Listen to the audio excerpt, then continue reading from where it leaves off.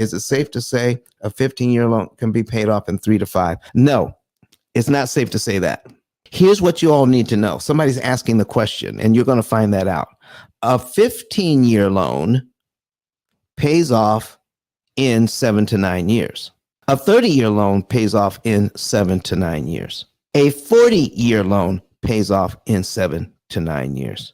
A 10-year mortgage pays off in 7 to 9 years. They all. If you can afford the payment and you follow this method, it pays off in 7 to 9 years because you don't need permission to have a 30-year loan, okay? You just need to know what the 30-year loan payment is.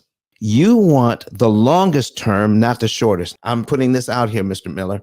Never, ever, ever, ever, ever, ever get anything less than a 30-year loan, ever, because of how this works. So here's what you need to know. Never get a 15-year mortgage. Always get a 30 or 40 because you don't want to be saddled with that huge payment. All right. So anyway, you don't need a permission to have a 30-year mortgage. And I'll show that to you, a 15-year mortgage right now. Let me show you online what that is. If I had this $300,000 mortgage at 3% for 30 years, the payment is $1,624.81.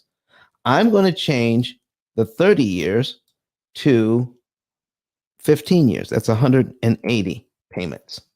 Okay. Here is the new mortgage payment at 180. It is $2,071.74. That is the payment for the 15-year mortgage. And here's what I need to ask everybody. Can I have a 30-year mortgage and still make this payment of $2,071.74? Because that is the payment for a 15-year mortgage. You don't need a 15-year mortgage to make the 15-year payment. Besides, if you have a $2,000 payment and then things get tight, you're stuck there. But if you have the other mortgage where you have $300,000 at 3%, and that payment is $1,264. If you decide you want to make the 15-year payment of $2,071.74 and you run into some financial straits, things get a little tight for you, do you know you can drop back to the mortgage, the regular 30-year mortgage payment of $1,264.81.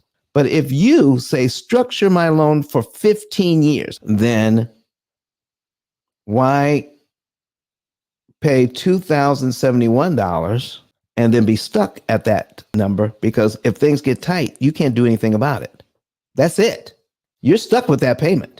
So never, ever, ever get a 15-year mortgage. Always get a 30 and pay it off early. So here's the thing, folks. If I already know that if you do a savings and earnings report at your current payment of $1,264.81, and you know you could pay off your loan at 7 years, why would you ever get a 15-year loan?